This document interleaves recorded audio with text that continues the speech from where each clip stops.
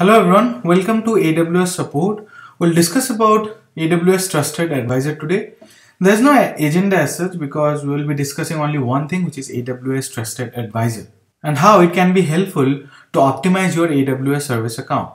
Before going into AWS Trusted Advisor, I want to discuss something about AWS support plans.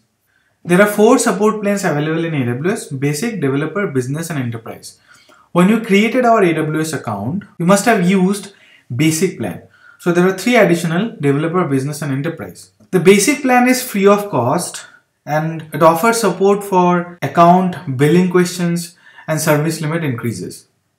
It also provides you with support forums, service health checks and various AWS documentation and white papers, and also best practice guidelines.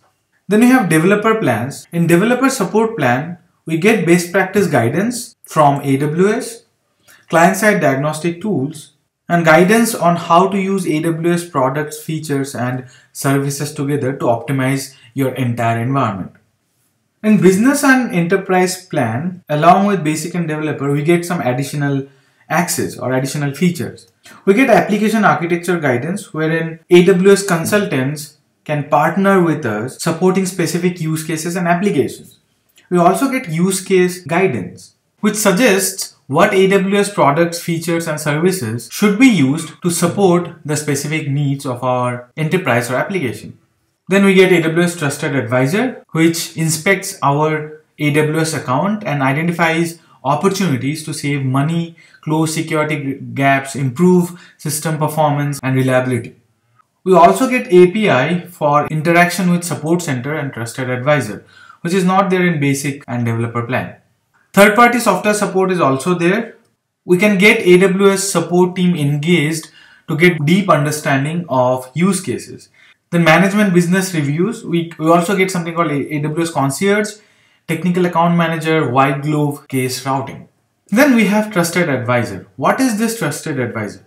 It is a tool provided by AWS which inspects our AWS environment and makes recommendations to save money, improve system availability and performance, and close any security gaps persisting in the system. All support plans get the basic 4 Trusted Advisor checks. Customers with business and enterprise support plan can view all Trusted Advisor checks. This is how Trusted Advisor works. These are the 4 basic checks. Trusted Advisor scans the entire AWS infrastructure and it compares with AWS best practices in 4 categories, which is cost optimization, performance, security, and fault tolerance. And after analyzing, it provides recommended actions. The actions can be no problem detected, investigation recommended, and action recommended.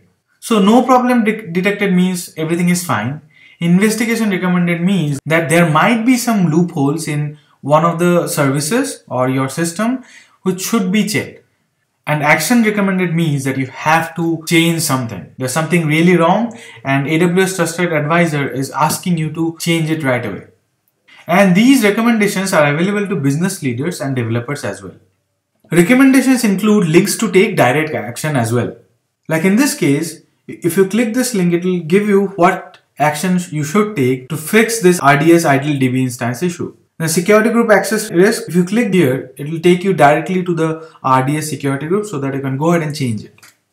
For customers with business and enterprise support plan, it gives 5 options: cost optimization, performance, security, service limit, and fault tolerance.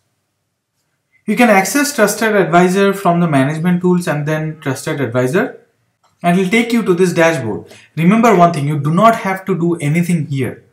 It is given to you by default. You do not have to run anything. This Trusted Advisor is running all the time behind the scenes. Actually, it is using CloudWatch API logs to do all the analysis behind the scenes.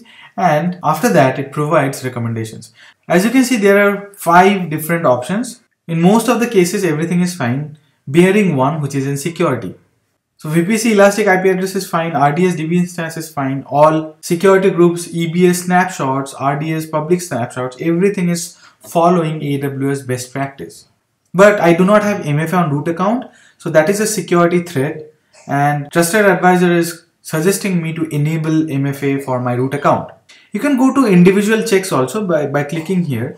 As I have basic plan, I do not have access to see all these recommendations, I'll have to upgrade my plan to either business or enterprise. These are the different recommendations which are provided by a trusted advisor. Whether I have any low utilization EC2 instances, idle load balancers, underutilized EBS volumes, if I have any unassociated elastic IP addresses, idle RDS DB instances, underutilized Redshift clusters, etc. Same is the case with performance checks. I cannot see this unless I upgrade my plan to business or enterprise. Which EC2 instances are using high CPUs? I'll check for EBS provisioned IOPS.